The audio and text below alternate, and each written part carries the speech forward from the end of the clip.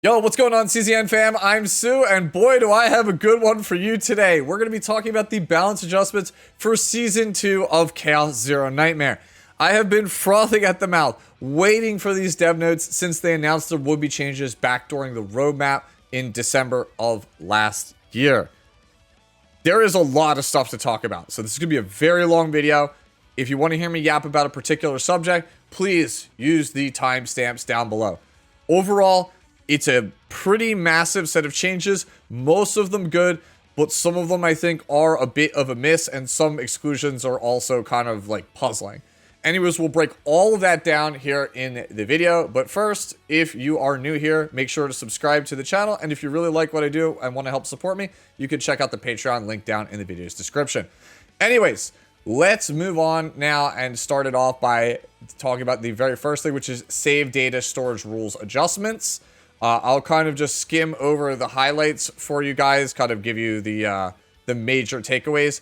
They're essentially trying to change the way that save data storage works in this game because they felt that it was a bit stressful that people had to kind of like math it out and use external websites and tools because it wasn't super intuitive how data was actually done. Like, unless you were like a math person, it wasn't always clear like how much you were going to get penalized from a removal, or like a duplicate, or removing basics, so on and so forth. And they basically are also trying to make it so that, what they said here, they're trying to reduce the burden of managing or optimizing the underlying process, which, it's whatever. I mean, anybody who's played deck builders, they're always going to try to min-max everything. I don't think they could really try to stop people from managing their decks or optimizing them. That's kind of the whole point of the game. But they are trying really hard to get rid of what they said here is like this optimal play pattern that emerged even before entering Chaos. Essentially, they don't like the fact that in Lab Zero during Season 1, people would go in with like Veronica and Ray to maximize their chances of duping the cards of the third one, since both of those other characters have a ton of uniques. And then you would just kind of like quit out until you get like a specific divine blessing, like a removal, or you would quit out if you didn't get a convert event, or so on and so forth. They're trying to minimize that so that way it takes on a more natural shape where you just go in and you play the game, and what you get is what you get, and you're not constantly just going in and out in order to get the things that you want. So, key details of these rule changes. Save data value will be calculated based on additional elements acquired beyond a base save data consisting of 8 cards made up of uniquely obtainable starting cards and epiphany cards. Neutral cards are now calculated at a fixed value regardless of whether epiphany has been applied. My assumption is that this means that all neutral cards are 20 points. You are no longer penalized 30 points for it just having a regular epiphany. I believe it is just 20. But we'll see once we actually get into Season 2, once we see the actual in-game like help tooltip kind of menus. Right, so for now, my assumption is neutral cards are always 20 points. Divine Epiphany will continue to be calculated at 20 points, unchanged from before. So uniques as Divine Epiphanies are still 20, and then your neutral cards with Divine Epiphanies should be 40. Like pretty much the same as it always has been. This next one, pretty big one. Monster cards are now categorized into common, rare, and legendary tiers based on their effects. Common cards are going to be valued at 20 points, rare cards at 50 points, and legendary monster cards at 80 points. Absolutely massive. We'll talk more about the monster cards later in the video. Most of the cards are 20 points.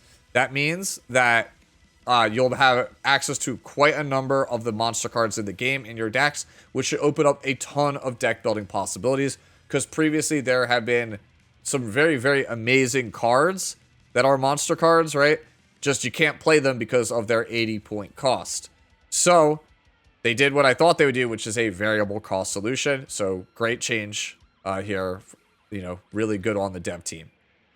Points awarded for card duplication will now be changed from 0 points on the first copy, 10 points on the second copy, and 30 points on the third copy. It will now be 0 points to dupe the first card, 0 points to dupe the second card, and 40 points to dupe the third card. So essentially the total remains unchanged, just the distribution of how it is done is quite a bit different.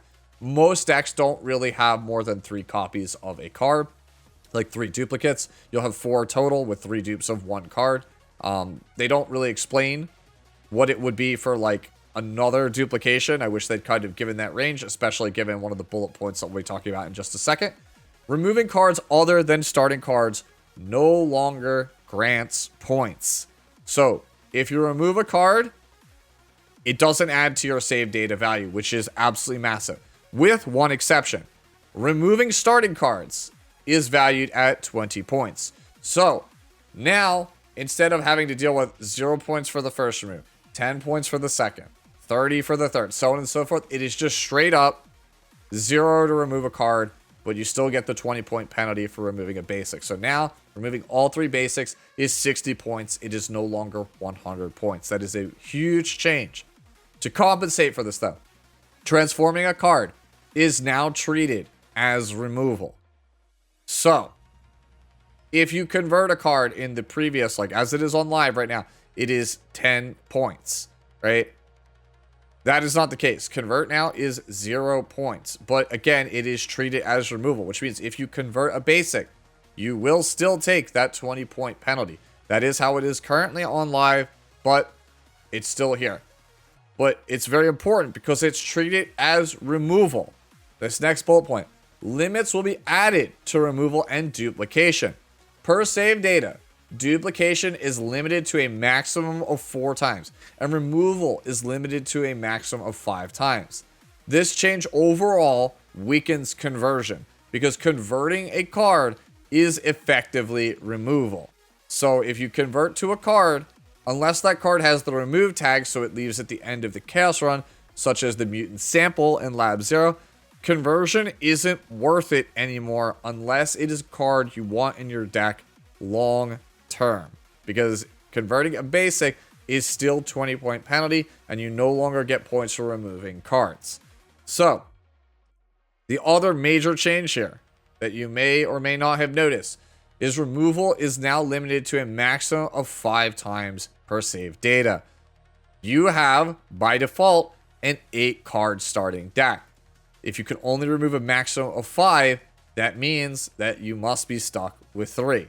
So everybody who probably made a 0 card deck after this change will probably find that their save data is just 3 basic cards. So this is one of their ways of getting around one of the issues that they were having with deck building in the game. By removing, putting removal at a limit of 5 times per deck, you can no longer have 0 cost, or 0 card decks, I should say. Alright, next up, let's move on to balance adjustments. So there's reworks to talk about here. Combatant improvements, which don't have the most detail, but we'll get to that when we get to it. Partner improvements, memory fragment improvements, and then adjustments to select equipment and common cards. And that's where we'll talk about the monster cards and so on and so forth in that last section. Alright, let's talk about combatant reworks. So in case you are been living under a rock and don't know why Tressa and Cassius are getting changed, in the Season 1 Great Rift, both of these characters were exceptionally strong. Tressa was good in the first Great Rift because of her ability to generate a near infinite amount of agony and near infinite amount of attacks with one of her Shadow Reload epiphanies. Cassius was the best character in the game for both Great Rifts because he could essentially take the Dice Trick upgrade, which would grant him an extra quest card, and with good RNG, this would essentially allow you to go infinite and take turns that could last 10, 15, 20 plus minutes. So yeah, obviously not good for the overall health of the game when you have essentially an infinite scaling damage dealer, and then Cassius, who's basically an infinite engine that lets you just kind of keep doing whatever you want as long as the deck is primarily built around 0 cost cards. So these are obviously why these two characters are being changed. Tressa, I think they only needed to change one of the Shadow Reloads on the character. They decided to just rework the character entirely. And then Cassius, I do think he should have just kind of been completely changed. I think, as you'll see when we talk about these changes, they've mostly accomplished their goals. The question is, how good are the characters? And I think in the case of Tressa, I think a lot of people will find that it's more of a miss than a hit. I think these are a good set of changes. The problem is that in the face of Serenial, who is just way too strong, Tressa with her changes might not necessarily feel exactly the best. So, first thing to talk about, they've changed the way that Agony works. Previously, as you can see from the screenshot here on your screen, Agony would be a bunch of individual stacking balls. So you have like 2-turn Agony, 2-turn Agony, 4-turn Agony, 4-turn Agony, 2-turn Agony. Now, Agony is consolidated into one debuff on the enemy, and it has a limit of 20 stacks. So previously you would have like 5 dots proccing at the end of the turn. Now it stacks up to 20. Half of those stacks detonate at the end of every turn, similar to how you would see them in Epic 7. So overall, this will allow Agony to be kind of, it will do a bigger burst, but it won't be infinitely scaling with this set of changes, at least in my opinion. And as you can see here under balance adjustment details, that is essentially what they're doing here. Before text is in green, after text is in purple, which is super confusing because if you come from Epic 7, before text is always in red, after text is always in green. So to see the after text color be on the before is really, really jarring for this game. Anyway, so yeah, you can see Agony effect mechanics are exactly as I talk about. Damage is dealt based on the number of Agony stacks at the end of the turn. Then the stack count is reduced by half, and it has a maximum of 20. Now, both Shadow Dagger and Advanced Shadow Dagger will be getting changed. Shadow Dagger will now have 30% more damage on them, but it will give only 1 Agony stack now as opposed to 2, which overall, I think that this is a better upfront change. Your Tressa will feel more powerful in short-term encounters as opposed to long-term encounters, so I think that is a good change. Advanced Shadow Dagger here, this almost was never used by anybody unless there was like, they had a surplus of AP. Nobody was really playing the Advanced Shadow Dagger. That's kind of why they gave it Retrieve, so that way hopefully you might be able to actually use it at some point. So now, how the Advanced Shadow Dagger works, it still has Retain, but it loses Retrieve. And then it has 0 cost, 2 Agony, gains Exhaust, I should also manage to say here. Sorry, so yeah, it's a 0 cost attack with Retain and Exhaust. It gives 2 Agony, no longer 2x2 Agony, but it's 2 Agony. Damage is 50%, which is half of what it used to be. But you get plus 10% damage for each Agony on the target. So if you have a fully stacked target, then it is a 0 cost 250% attack, which is really, really good. Overall, I think the new Advanced Shadow Dagger is quite strong. And I think that the strategy for the character going forward will probably revolve around trying to get as many Advanced Shadow Daggers as possible. So yeah, really, really good change to Advanced Shadow Dagger. And I still think also good change to Shadow Dagger, the base version. Now, the rest of this stuff is a bit of a mixed bag. So, Unsheathed Dagger Epiphany number 4. This is the one that would give you 2 Shadow Daggers with Agony 3 on them. Now it's 2 Shadow Daggers with Agony 2 on them. Not much of a change, but it's still essentially a nerf. And then they changed all 5 Shadow Reloads. Epiphany number 1 used to be the 2 cost AoE attack. It is now a 1 cost AoE attack, which I'm good with that. This is one of my personal favorite ones. I know it's not super viable, but it's still pretty cool to be able to turn her into an AoE damage dealer or give her an AoE option.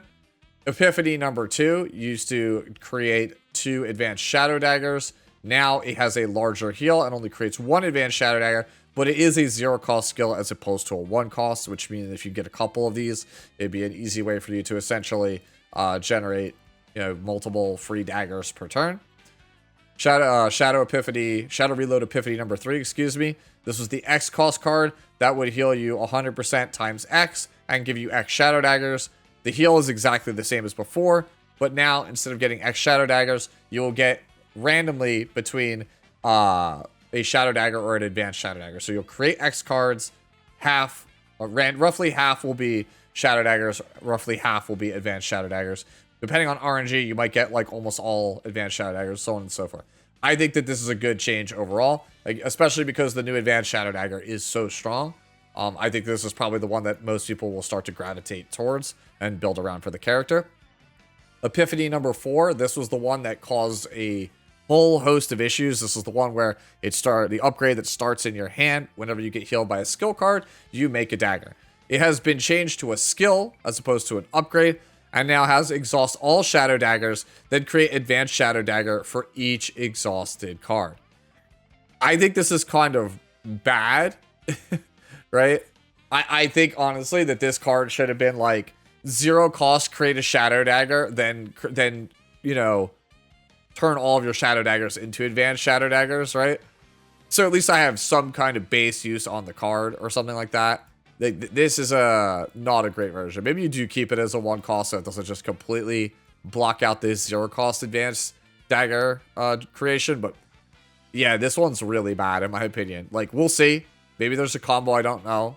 I'm not like a huge Tressa player, but this does not seem like a good change to me. I think a lot of people will be upset about this that are like in franchise Tressa players. Like, clearly the left Epiphany for it was too good, but the right one doesn't really inspire a lot of gameplay decision making, in my opinion. And then Shadow Reload Epiphany number 5 also got a buff. This card would previously exhaust itself, then discard every card in your hand, and make a number of daggers equal to the number of discarded cards. It's still the same effect, but now it has exhaust too, so you get 2 usage out of it for each one, which could be somewhat interesting to try out. And then the last 2 changes here. Vital Attack Epiphany number 3. This is the one that would increase your damage, your agony damage for 1 turn. It's now just going to give a whole slew of agony on it. Instead of being an agony amp, it just gives 2 to 6 agony. It's whatever. And then finally, Curse Gouge. This is her mythic. It used to give 2 agony imprint, which would basically, whenever you apply agony, they would get more agony. Right? That's gone now. It's now a 1 cost skill that activates this unit's agony applied to the target. So essentially, it detonates all of the agony on the target. So if they have 20 stacks, it procs all 20 like that, like instantaneously for a huge chunk of damage. Really good for finishing off a character like outright. That said, I can't help but feel like this card is missing something, like maybe a draw, or maybe it should have been 0 cost, or something like that. I feel like this is missing something. That said, though, I do like the direction of the new character, at least in my opinion. Higher base damage overall on our moves, and then essentially our gameplay plan now, instead of just stacking an infinite amount of agony, is we want to get to a point where we stack just enough agony that we can use Curse Gouge, detonate the character, and then move on to the next target. I think it should be a pretty fun gameplay loop overall once people kind of get adjusted to the changes. It remains to be seen if Curse Gouge is kind of costed correctly or if it needs something else. Overall, I am okay with Tressa's changes. I still think they preserve the identity of the character. I still think she'll be very, very fun. I just think that she won't be as nearly as broken as she used to be. Like, obviously, that was the goal, was to make the character feel fun, still feel strong, but not be super broken. The character that's actually broken, though, is Cassius, who's the next character we're going to be talking about in these reworks. Post changes, I don't really think he is broken, but it's pretty understandable why he needed to change. So essentially, what Cassius would do is he would use the Dice Trick Epiphany that grants him an extra quest card upon completing a quest. And what would end up happening is he would complete a quest and he would get not only the 000 card, because it was super easy to complete that quest, but also a random other card, which if it turned into full house, meant that you could get play extension. And with good enough RNG or multiple copies of the Dice Trick upgrade, you could effectively complete a 0 cost quest with somebody like Tressa or Serenia and generate enough card draw with full house randomly that it would allow you to just go infinite. You basically keep going until your deck ran out of cards. And with the upcoming gameplay mode where the deck would reshuffle, Cassius would just go infinite and just be monstrously broken. Right? On top of that, his 000 attack has basically infinite scaling for a 0 cost attack. And the longer your turn takes, after like 10, 15, 20 minutes, he starts doing like 6,000% for 0 cost attacks, making him easily the best buffer, the best, card draw, even the best DPS, the best healer, the best whatever you want. He just is the best character in the game in his current iteration because of how his cards work, because of how broken the loops are that he has, which is why he needs to be changed. Hello, Future Sue here from editing. I realized while editing this video that I completely misunderstood the changes to Cassius, and thus I have to redo the entire section of this video. Now, if you're wondering, how did I make this mistake? It's pretty simple. If you come over here and read this box here, labeled after, when conditions are met during battle, generate a quest card as a reward. Makes sense, that's what it already does. Comma, and then in purple text, 80% fixed healing 3 times per turn. My assumption was you complete a quest, you get 80% healing, and that healing is capped at 3 times per turn, so that way he's not too good of a main healer, right? And doesn't completely eclipse all the other controllers.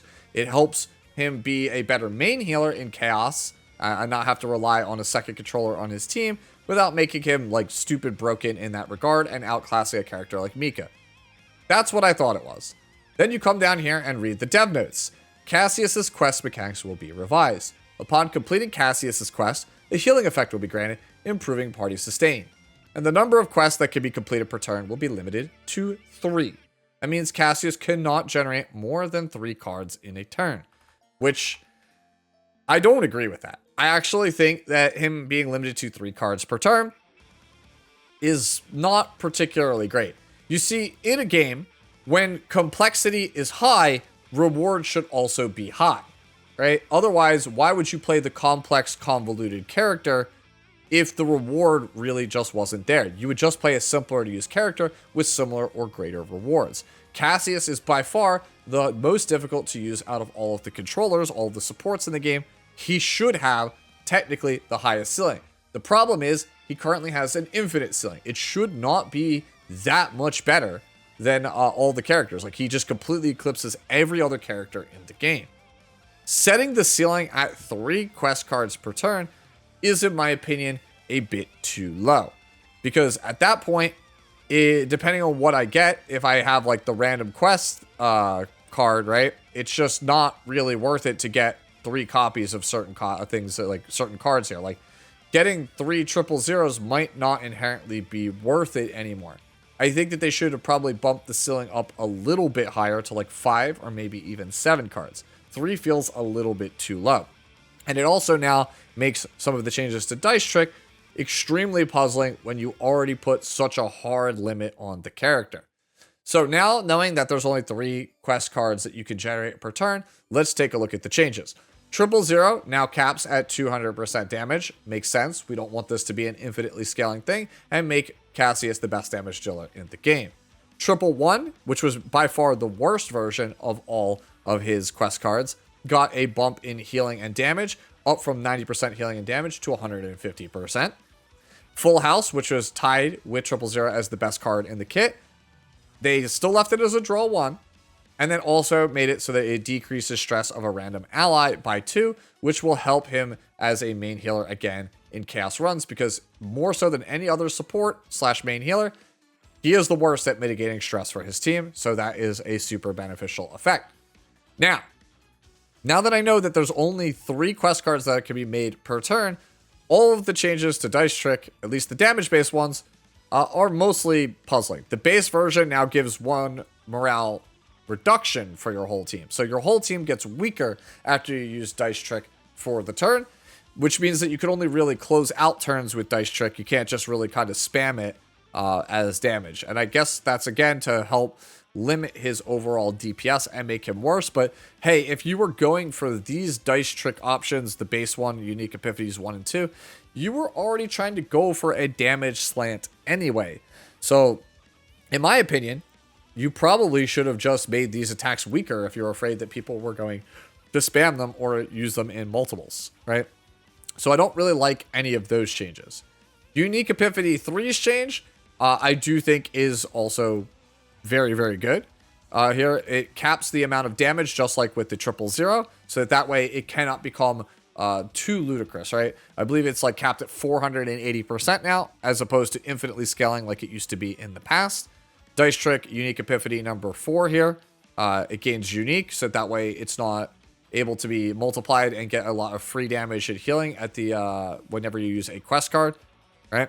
But again, now that you've hard capped quest cards to being 3 a turn, it's not really that strong of an epiphany to begin with. And then finally, the most problematic dice trick epiphany, which was number 5, where you would get a quest card whenever you complete a quest, now has unique, and at the start of the turn, you create 1 empowered quest card, which are the stronger versions of the quest card. Overall, because Cassius still has the best mythic in the game in Joker, I think he is playable and usable, but I think he is solidly the worst controller in the game because we have kind of put way too many safeguards on him, right? Giving morale reduction whenever he tries to deal damage or limiting his quest cards to 3 makes it just not really worth the difficulty, I feel like, to use him in most scenarios, right? Again, complex characters should have high ceilings, just not infinite. I would much rather they have set the ceiling at 5 to 7 cards as opposed to 3, because 3 is just way too low and makes it so that it's not really worth it, in my opinion, to go for Cassius. That said, back to the rest of the video. So, next up, they talk about here these new things here. Where is it? As composition for save data, changes resulting from this balance adjustment, 3 copies of the new item Flash of Possibility will be distributed to all players alongside of this Season 2 update. Flash of Possibility is a consumable currency used on completed save data. It allows you to designate a card that can receive a unique epiphany and directly select and apply the desired unique epiphany. If the selected card already has a divine epiphany, you could choose one of the unique epiphanies with that divine epiphany applied.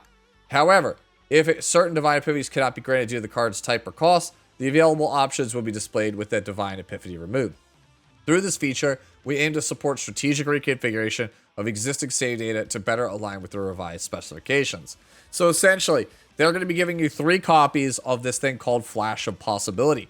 So let's say you played Cassius with the Dice Trick upgrade. You can use this to change your Dice Trick upgrade to a different version of Dice Trick using that item. And if it was a Divine Epiphany version of Dice Trick upgrade that basically says like, okay, you get 1 morale or 1 resolve or whatever have you on the card when you activate it, like a static effect. Well, that'll carry over if you decide to take like a different upgrade. And if it's not available, that Divine Epiphany, then you'll lose it when you actually move over. So that's kind of how it's essentially supposed to work. You'll be able to use these things to change 3 cards specifically in your save data to get them to be exactly how you want. And for people who don't care about Cassius or Tressa and that save data, well, then you could just use the Flash of Possibility to kind of tweak whatever save data you actually want. So, they continue. Starting with the rewards from this patch, Flash of Possibility will also become available as an in-game reward going forward. Through this, we plan to gradually reduce chaos-related fatigue that can arise during the unique epiphany selection process. And, for those of you guys who haven't played Epic 7 and never seen this before, in addition, for Tressa and Cassius who are subject to these adjustments, Protos who no longer wish to continue developing or using them under the updated specifications can use the in-game growth reset feature to reclaim the growth materials invested in their levels and potential. So as you can see here on the mock-up, there is a little like orange button here at the top with the recall like arrow that goes around. Hey, you'll press it and you see you get everything you invested in Tressa back. You'll get all of your actual stuff back. Anything you put into the character will be back into your account, and then they will deposit a level 1 Tressa with all of its dupes and everything back into your account.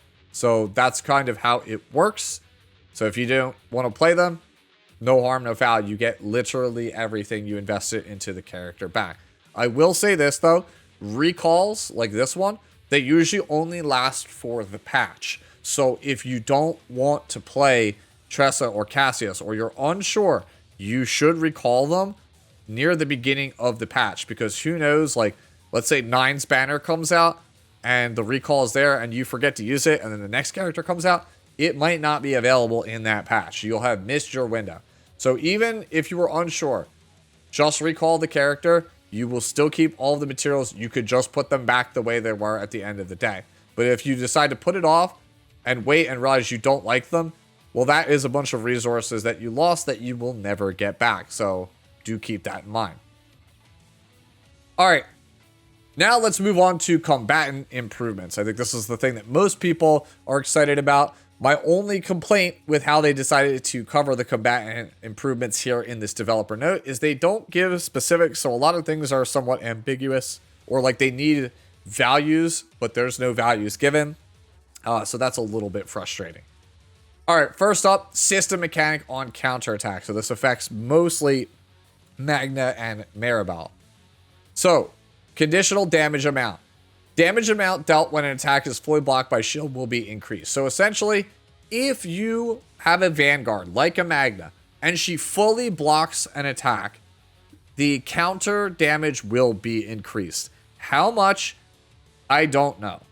For some reason, I guess they feel like countering, being able to crit, is bad, right? Like, it's just bad for the game, because that would have been the simplest solution to give the characters that have counter, like MAIRU and Magna, a lot more damage. They don't want to do that, right? So here's what we get. As you can see here, in the current combat environment where ending battles in the fewest turns possible is prioritized, the Vanguard class has been underperforming compared to other classes. While we continue to review the long-term improvement direction and design for the Vanguard class, this adjustment will increase the conditional damage of counterattack to help these combatants perform more effectively in the Season 2 environment. So essentially, you want to block stuff to get a bigger counter. The thing is, it's already hard to get a shield large enough to block the total damage on some of the harder encounters, so I don't know how this actually will pan out. This feels like it might not do much of anything. For like chaos runs, it's probably fine, which is where Vanguards are already used anyway. But for other content, even like Spiral Tower of Screams, I don't think you're going to be fully blocking everything unless you're like Amir with like those 1500 to 2000 shields off of her ego skill. So, first character to talk about with specifics is Nia. And admittedly, Nia is my least played support, so I'm not going to be like able to kind of predict how good or bad a lot of these changes will be. First up is Decibel. Healing equal to the number of stacks will be added to the default effect. So basically, you'll heal more if you have more decibels. That's, I think, a good change overall. Elasticity. The stack limit will be increased, and the effect will now trigger based on the number of stacks. Again, another good change. G-Chord. The decibel gain effect will be increased. So G-Chord already was one of the best cards in the character's kit. It's between like Nia's Curiosity if you have the necessary ego skills, the G-Chord, and Adagio. I think we could all agree those are probably her three best cards. So G-Chord, now granting you more decibels, makes an already good card even better. And then Soul Rip, which is arguably her second worst card, now gains elasticity. Sure, I mean, it doesn't make me want to play the card anymore. And you can see their notes here, right? Nia specializes in supporting her allies through rapid deck cycling with completed save data, but her relatively weak healing capabilities have caused her to underperform in cast play. To address this, healing will be added to the default effect of Decibel, and the stack limit for elasticity will be increased, resulting in an overall boost to her healing performance. To allow Nia's deck cycling focused playstyle to better leverage the improved Decibel and elasticity, G-Chord and Soul Rip will be updated to include effects that grant Decibel and elasticity. Yeah, I think it's a good change. Like, obviously, it's just straight up all buffs. I really wish we had changed Mute Accent in some way, because I still think that card is bad outside of, like, the combo versions of the card. Next up is Ray, who's probably my most played character in the game, right?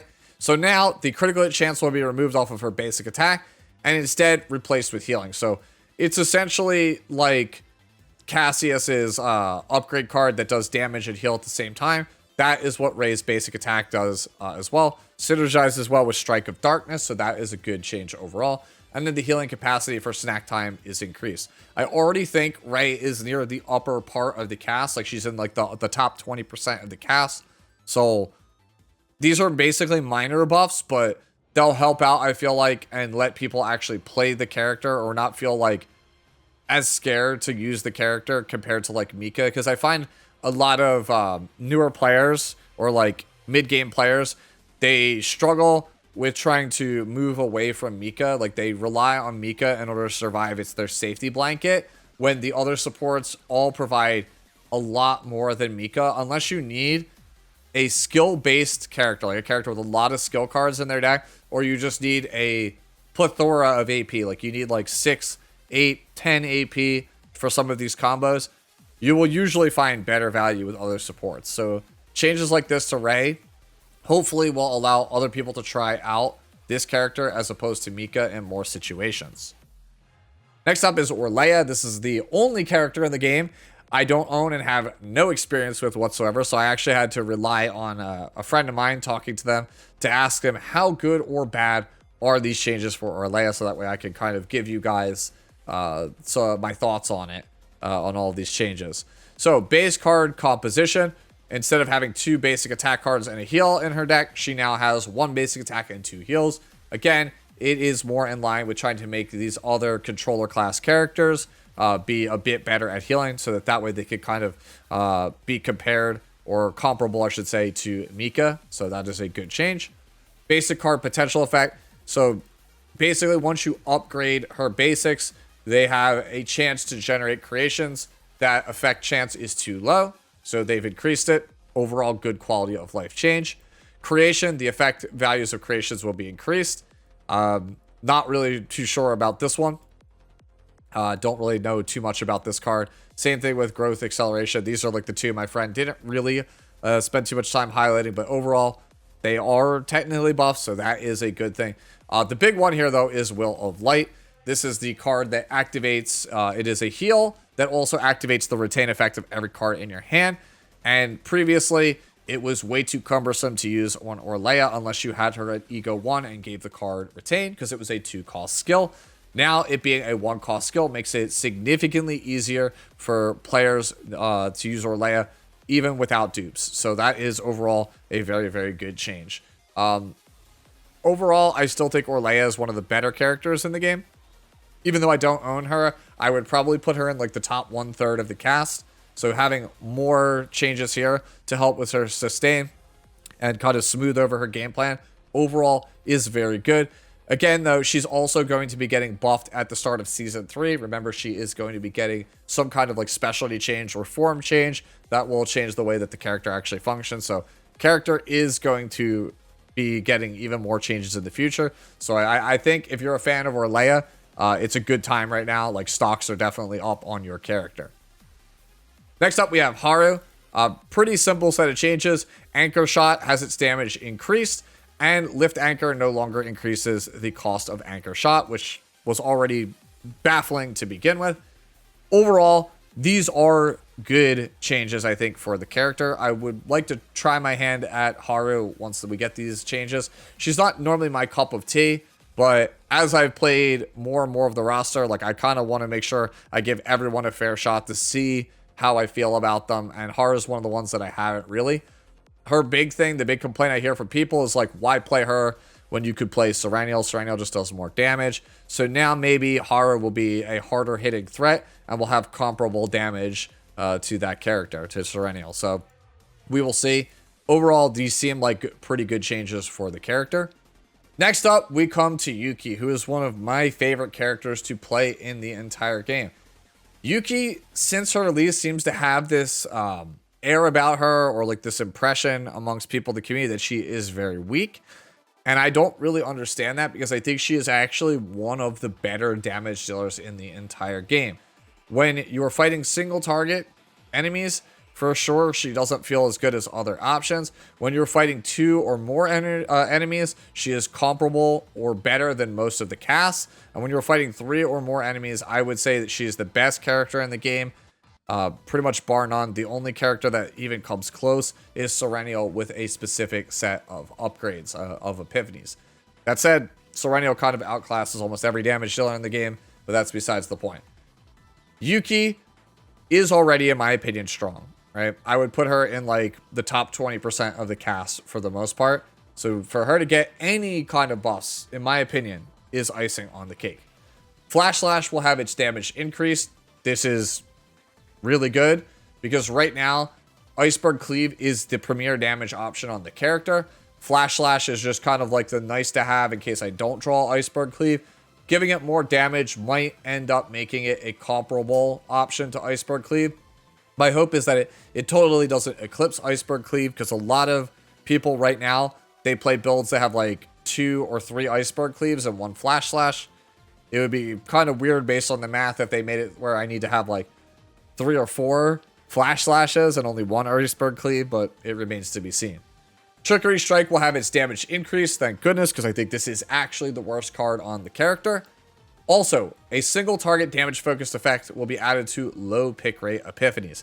I am pretty sure it will end up being on the skill version that activates inspiration on all of the cards like in your hand. I'm pretty sure that is what is going to end up getting replaced because I don't know anyone that actually uses that version of the actual effect.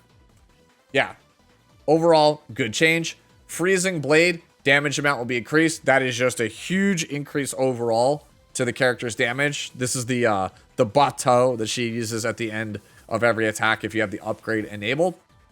It already does pretty solid chip damage, like 200 to 500 damage on the AoEs, and then the single target is significantly higher. If you're going to buff that damage, that's like an extra like 500 plus damage tacked onto every single attack that she does, which is quite a lot because the character's playstyle rewards you for playing out like 4, 5, 6 attacks every single turn.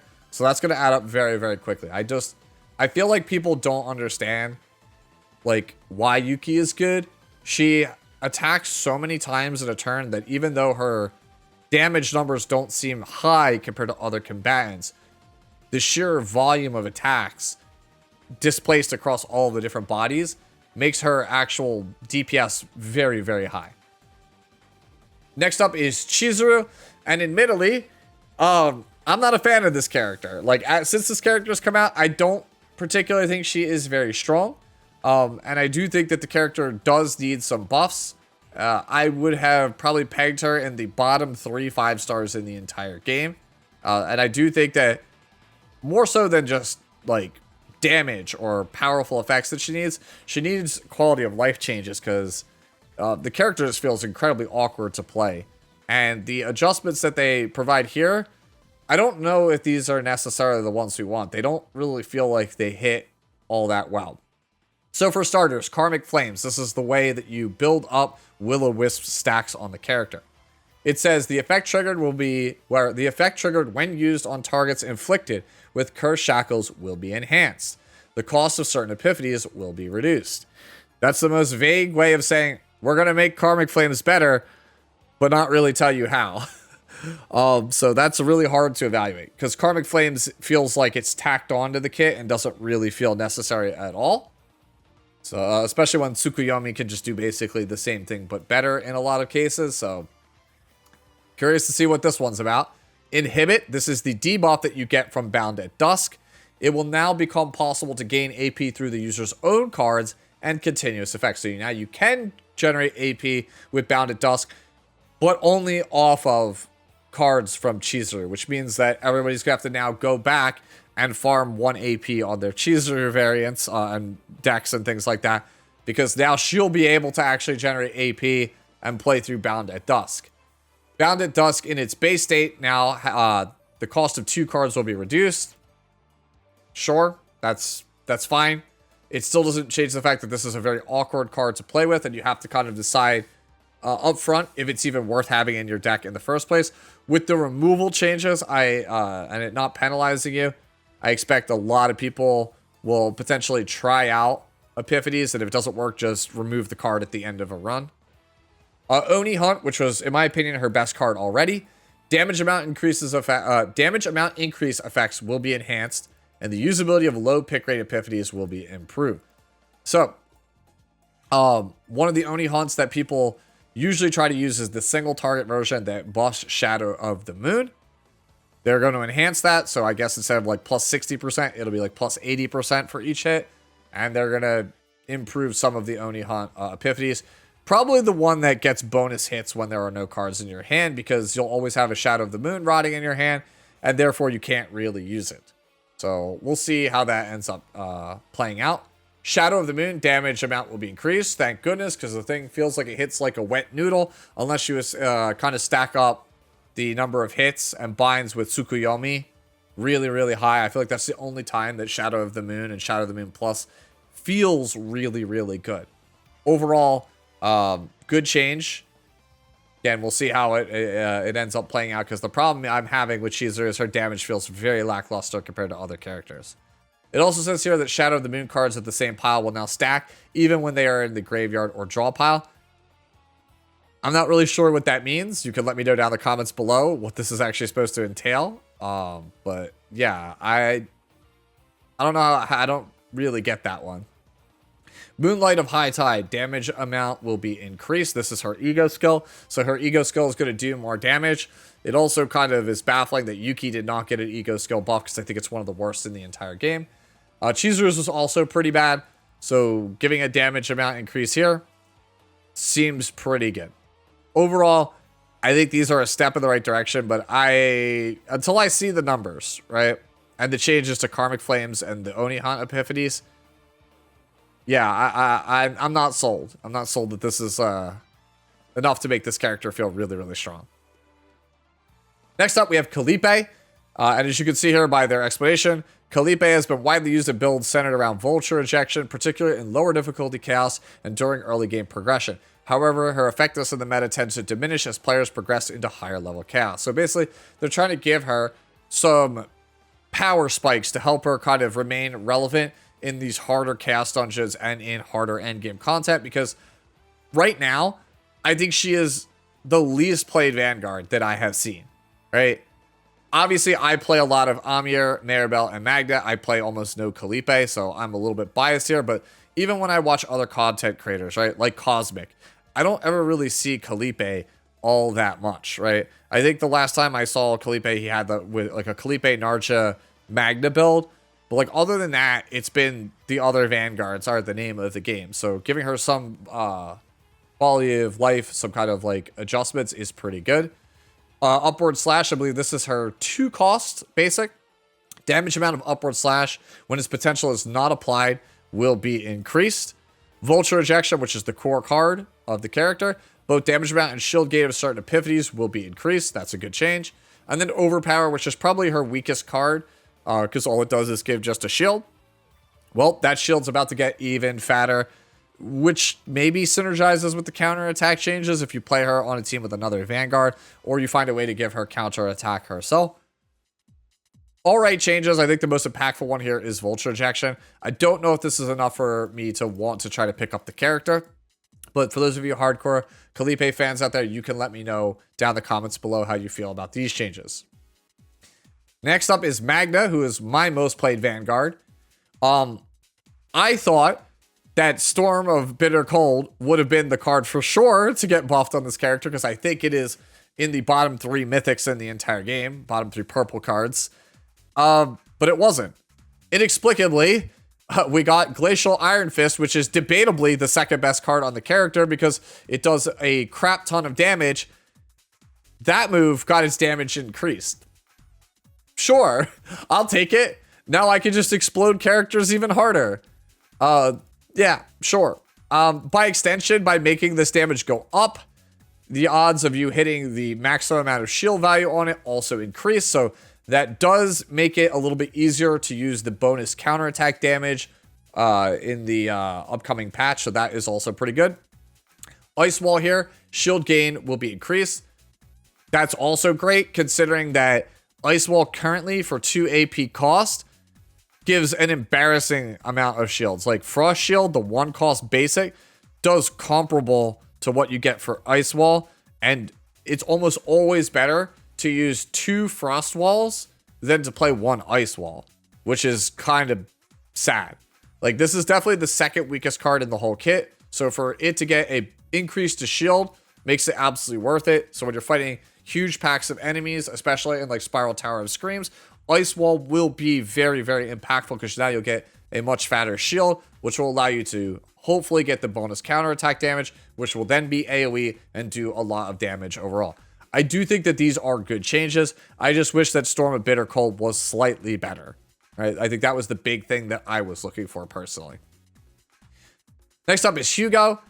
And anybody who's played Hugo knows the big thing is that Hunting Instincts doesn't have initiation on a good chunk of his epiphanies.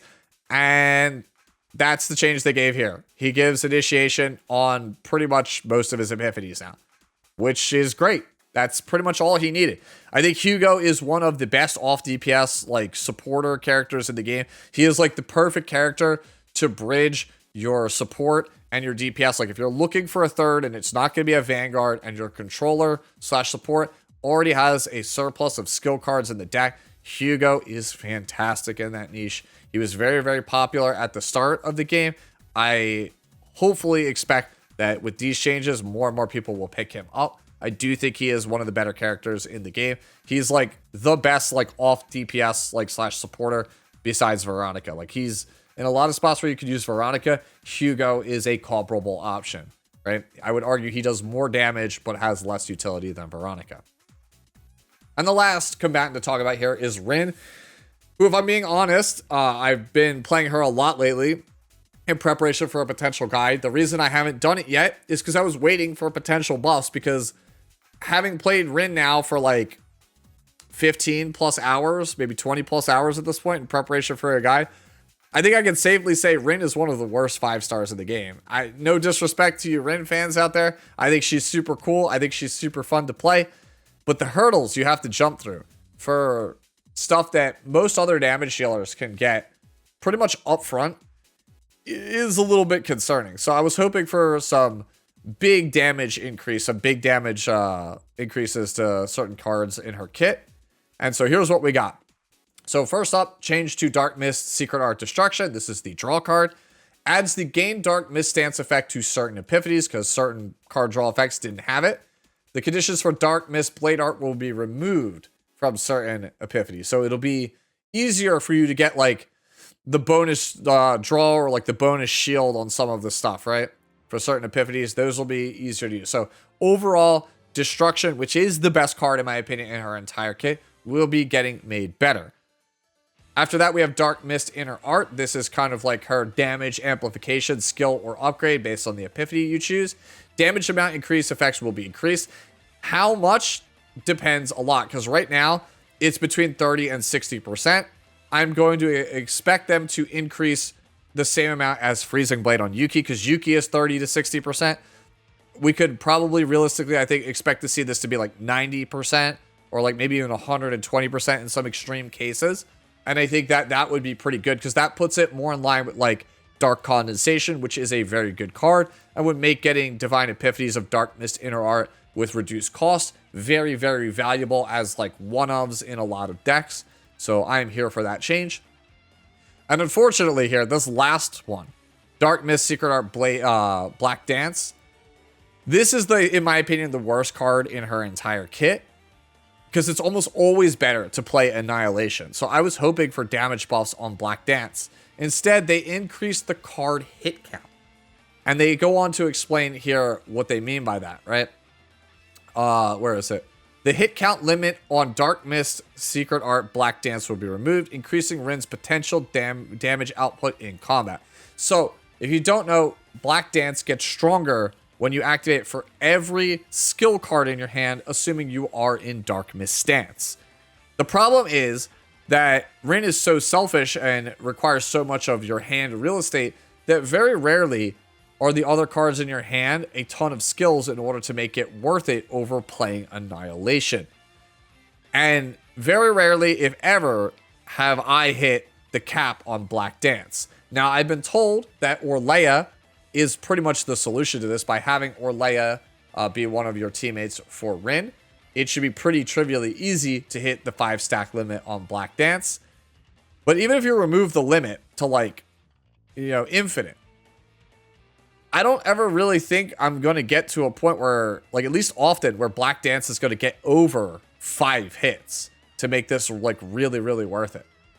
I still think it's almost always better to focus on Annihilation.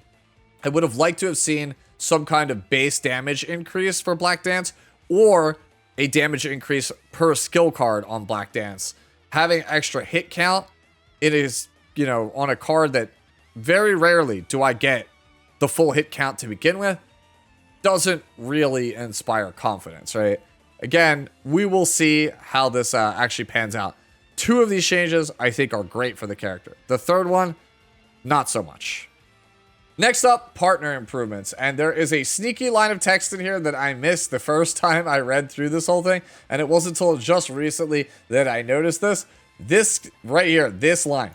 With this adjustment, attack and defense increase effects will be added to most 4-star and 5-star partner passives, and the active skills of certain partners with unsatisfactory usability will be improved. So that means that things like, I'm assuming like Rachel, the 4-star, or your 5-stars like Erica, for example, are going to get some kind of like defense increase or attack increase, so that way they are comparable with other 3-star partners like Douglas or like Yuri. So that is an overall massive change. It should drastically increase the usability of a lot of the 4-star and base 5-star partners in the actual game. How good will they be? Remains to be seen. We will wait and see after the update. Now, as for active skills, surprisingly, only 3 were changed.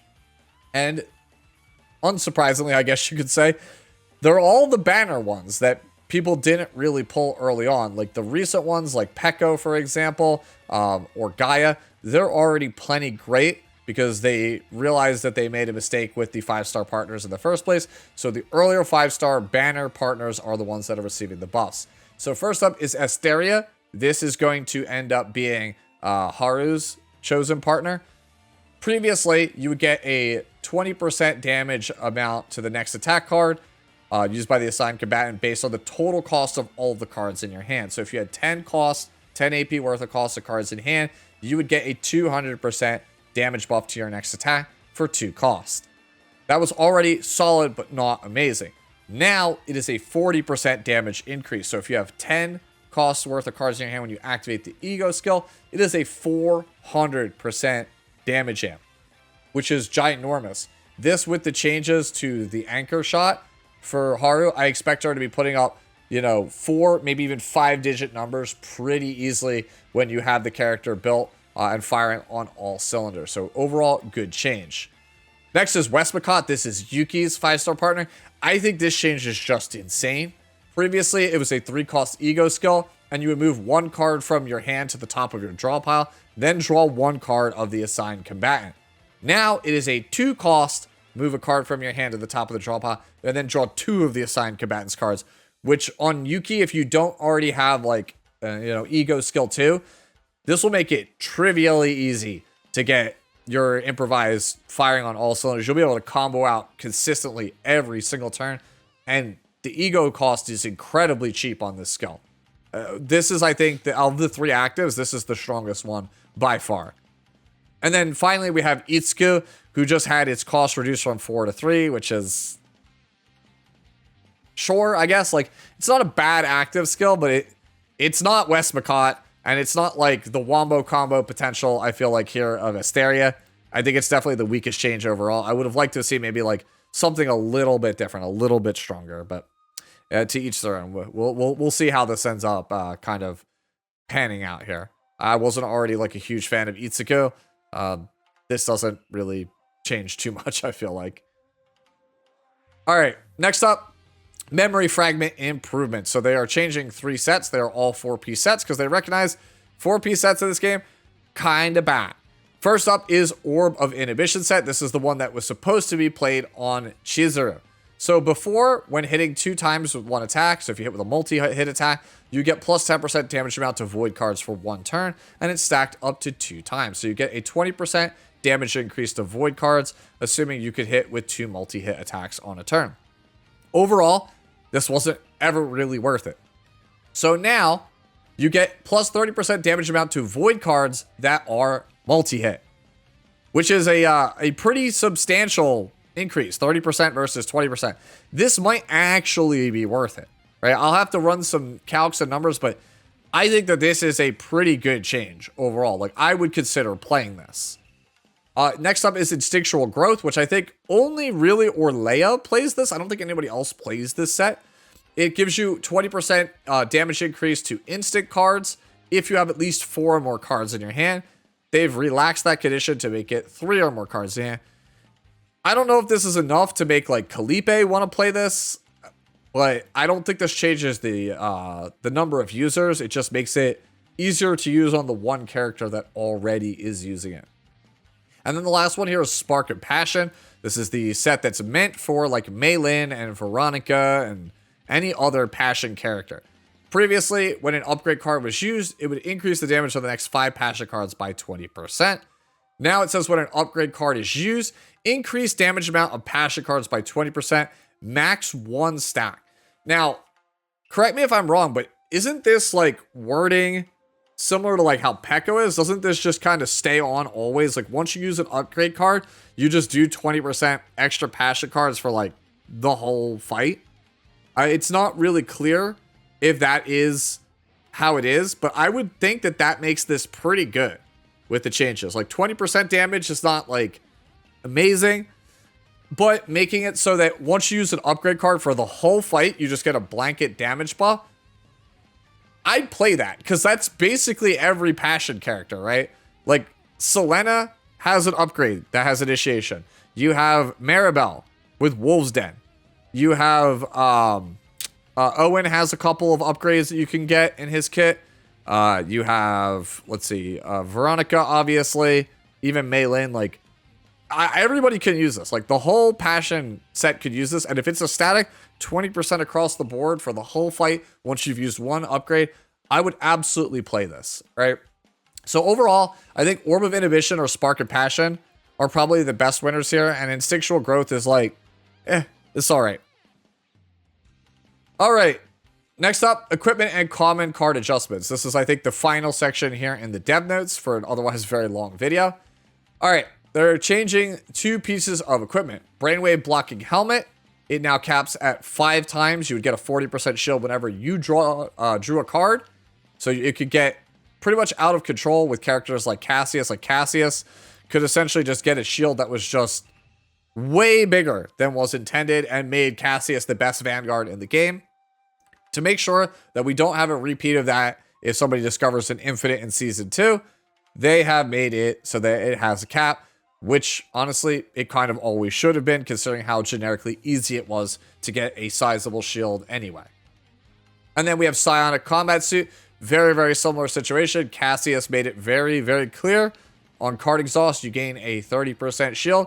Super easy on characters like Tressa and Cassius to make a ginormous shield in one turn. So now they've capped it at 5 times per turn. They say 150% shield. Overall, good changes in my opinion. It makes it so that Vanguards have some inherent value in hard content, and you don't just play a bunch of 0 cost spamming draw cards, so that way you could just generate a shield bigger than anything a Vanguard can produce. Overall, good for the health of the game. Now, adjustments to certain common cards that either overshadow other strategic options or have low adoption rates. So, Wanderer of the Void. For 1 turn, target's action count does not increase. This card now gets exhaust.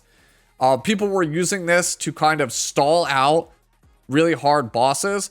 So what they would do is they would use Wanderer of the Void to lock the boss in place, go through their entire deck, do their wombo combo with no fear of being punched in the face, and then just do it every single turn.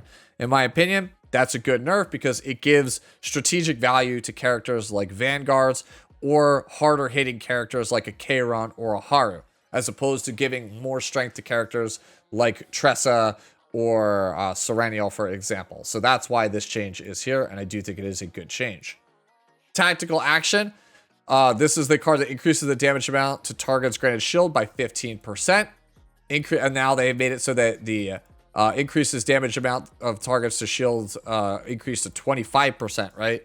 With a cap of 1. They basically made it so Tactical Action is better against shielded targets, but that's not the problem.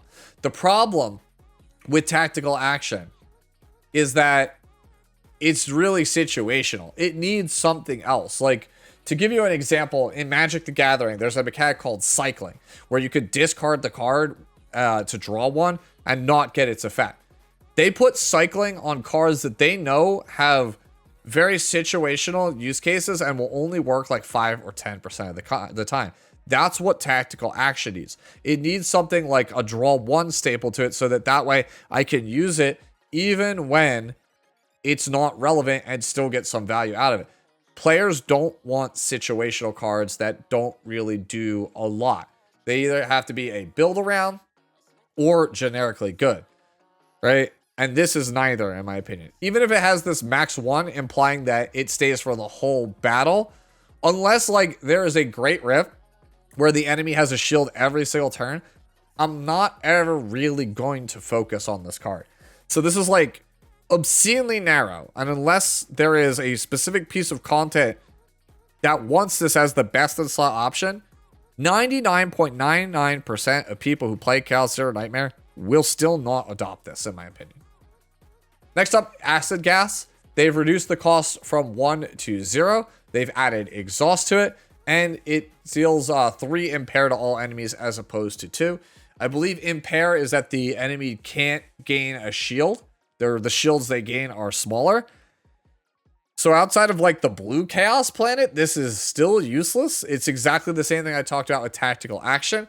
It needs some kind of cycling adjacent thing that makes it have generic value, because otherwise I'm never really going to use this, right? Even if it was like it dealt damage, right? Like it dealt fixed damage and then gave impair, people could use it for farming, but it just doesn't make any sense, right? Or if it like dealt 3 impair and 3 agony to all enemies, then maybe like Tressa would want it, right? I mean, it is acid gas, right? Like it's supposed to be some kind of poison. Yeah, this is a miss for me also. And then finally here we have Rally. They've nerfed Rally. It's exactly the same as it used to be, but now it has Exhaust too, so you can't just loop it infinitely. So for most Chaos dungeons, Rally will remain unchanged. But for long boss encounters like Nebula Distortion and Great Rift, Rally is significantly worse than it used to be. To the point where I would probably look at other draw options. Like Confiscation. Like Confiscation is already the new Rally. This kind of cements it. The final thing to talk in this really, really long video now is monster cards. As you can see by this column here labeled gray, you can see if a card is common, rare, or legendary. Remember, common cards are worth 20 points, rares are worth 50, and legendaries are worth 80. Every single monster card that we've had previously, its effect is unchanged with the exception of one card, which is Spirit Kifox, which is arguably one of the best monster cards in the game. Previously, it would search your deck for one card and then duplicate that card and put it in your hand, which means that on a long enough fight, you could loop Spirit Kifox to make just tons of duplicates of really broken cards, making it arguably one of, if not the best monster card that we used to have. They have since changed it. It now says, from the draw pile, choose one card to draw and apply retrieve to that card. Which I saw people say, look how they massacred my boy online. Like that made it really, really bad. I think this is still one of the best monster cards in the entire game. And I will explain more after we go through and talk about all of the monster cards. So, starting off, we have Shy Gardener for 20 points. It is a 50% damage attack X4 that has 3 marks. I think all of these cards that I'm going to talk about, Shy Gardener, Sorrowful Godfather, and Winged Humanoid Beast, are all very good for their cost, especially if you play them in tandem with characters like Ray or Narja, because those characters buff multi-hit moves to some ludicrous levels. If you are looking for strong single target DPS that's cheap, these are very, very good options in my opinion.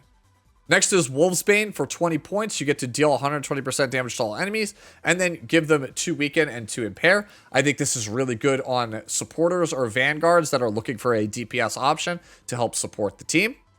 Dark Grip, this is one I've used also before on DPS. 120% damage X2 and then activates again on a random enemy if it actually destroys the target. So good combo potential here. Rotten Ripper for 20 points. Haste, 160% damage. Increase the action count by 1. This one I still don't think is actually worth it, even at 20 points. It's just a whatever card. Seraphim of Pain, 250% damage. And if it's the only card in your hand, you can decrease the cost by 2. There's probably some decks that want this, but it's not really one that I'm in love with. Beam Shooter is an attack that costs 3, 350% damage if the target has shield, plus 50% amount. Again, this one, don't really think it's worth it. Automata Cavalry at 50 points for a rare, 150% damage and 4 vulnerable. Vulnerable is a very, very strong keyword. This one, I think with the right epiphany, could be worth the 50 points.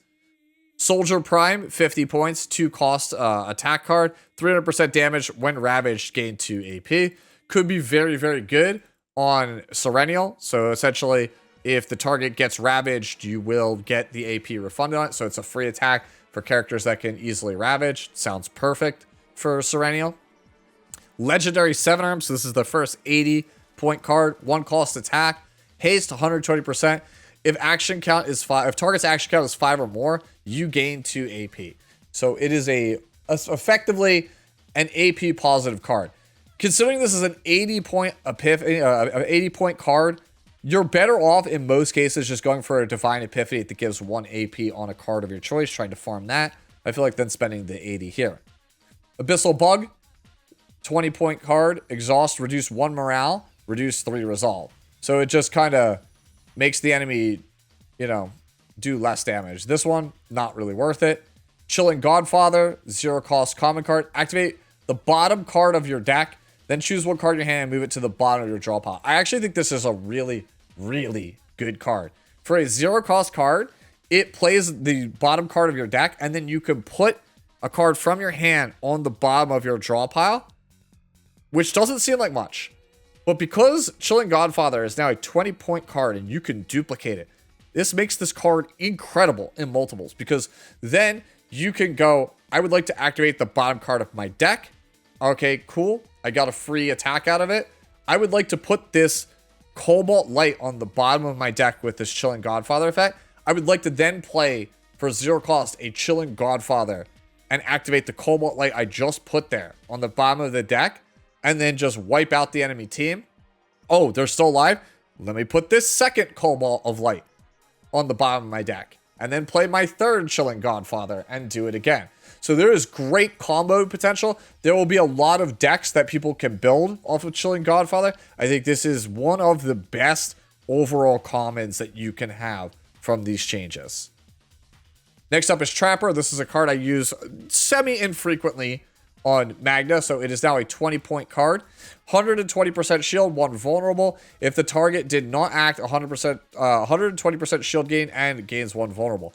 Yeah, this card was already really good. It's a 240% shield for 1 AP that gives 2 vulnerable to the target. That on a 20-point card is incredible for a Vanguard. It gives you not only the tankiness to take advantage of the counterattack changes, but it gives you 2 vulnerable on the target. Really, really, really strong. Cultist Arbiter, 20 points, 140% shield. At the start of the next turn, increase action count of all enemies by 2. I would just play Trapper. Slaughter, 2 cost skill for 20 points. Exhaust, 200% shield. Damage all enemies by the amount of shield gain. I've used this one on Amir before. It is okay. It's not great. It is just fine. I think the exhaust is what really holds it back. If this was repeatable, if I could Divine Epiphany it, get it in multiples, that would be really, really sick. But unfortunately, can't really do that. So it's just all right, in my opinion. 50 points, Hunger of the Void, 0 cost. Exhaust, 2 morale leech. So that's essentially you gain 2 morale. The target loses 2 morale. Don't really think it's worth the 50 points. What is worth the 50 points is Evil Spirit Salamander. 1 cost skill, exhaust 2, draw 4. This, I would argue, is also one of the best monster cards with this change. This one was not really worth it at 80, but it was debatable. At 50, I think it is absolutely worth it, especially if you could get, if you get a Divine Epiphany on this thing, so that it's, reduced cost, so it's, a 70-point card, and then you remove all of the basics from a character, like a supporter. That is only, 130 points right there. You could very easily make a 4 to 5 card deck on a support that has this thing on it, plus 2 or 3 other support skills, and it would be incredible in all forms of content. Hunger of Loss, 50 points for a 1 cost skill. Exhaust, draw 1. If there are no cards in your hand, you draw 4 extra. I've used this one also. It is definitely good. I use this in Nebula Distortion. So this one I think is also worth it for the right team composition. Elemental Phoenix, 1 cost skill. Exhaust, 2 resolve, then gain a shield equal to the amount of lost HP. Basically, if you're about to die, Elemental Phoenix is very good at giving you a ginormous shield. I think that the best place for this is basically a Vanguard for Spiral Tower of Screams in the later, like, harder difficulty floors. But otherwise, I think it's too situational for a generic use. Spirit Kafox, which we've already talked about. It is now a 50-point card, and yes, they did nerf it so you don't get a copy of the card, but you do get to choose a card in your hand, and it gains Retrieve, which means that if you don't use it, it comes back next turn. So the best way to think of Spirit Kafox with the changes is it's Joker that you could give to any character, and you could also use it as a setup. So you could take your turn if you have 1 AP left over. You can play Spirit Kafox, grab a card that is pivotal to having a strong next turn, and then proceed to combo out and do your turns. I think this is, again, one of the better ones, and I would absolutely consider a 50-point cost to my deck for what is effectively a better version of Cassius's Joker. Arbitum, 0 cost upgrade here, and it is a 50-point card as well. Negative 15% damage taken 1 time per turn. So essentially your first instance of damage minus 15% could be very good on a Vanguard for Spiral Tower of Screams or other difficult content. Otherwise, probably not worth it for generic use.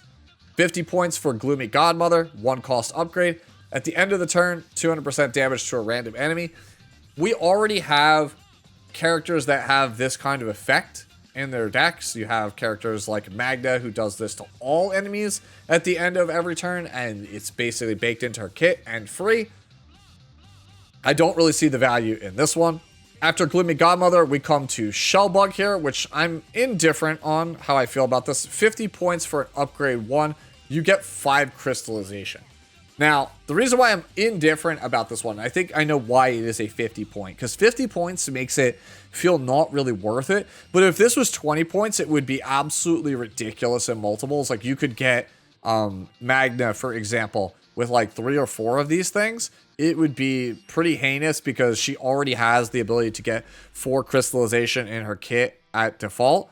So if you have a deck that can get 9 crystallization or dupe it once to go to 100 points to get like 14 crystallization, that is a lot of free shields every single turn. Like, that is a lot of free shields generated at the end of every single turn. So I'm not really sure how strong Shellbug is, but I can see why it is a 50-point card, because at 20 points, right, you will find somebody who will get like 4 of these in a deck, plus the card from the 4 crystallization from Magna, and just have a deck that has 24 crystallization in it, and it would have made it so that Magna was nigh unkillable in a lot of situations. So I understand why this is a 50-point card. Would I spend 50 on it? I'm not sure. And then the last 2 cards are both 80 points. The first is Evil Spirit Dullahan, 1 cost upgrade. When using a targeting attack card, inflicts 1 agony. I think they really overvalue this. I think this really should have been a 50. Right? If you were that worried about it, you could have just changed it like you did Spirit Kafox and made it a unique upgrade. I think this is just unnecessarily and unfairly punishing Tressa more than needs to be. I just don't think I would pay 80 points for this. And then the last one, Dominion, 2 cost upgrade. At the start of the turn, 1 morale. This one, I understand, again, why it is an 80-point card, because in multiples, at 20 or even 50-point cost, it could make for some very imbalanced decks. I personally would not pay 80 for Dominion, but I understand why it's 80. Again, this one could have probably been 50 and just slapped unique on it in case you were worried at all, and it would have at least seen some amount of play. At 80, I don't really see it. And yeah, we reached the end of the developer's note. Holy crap, that was long. If I missed anything or you have any other questions, feel free to ask me down in the comment section below. And as always, enjoy the rest of your day, the rest of your week, and I'll catch you in the next one. Later now.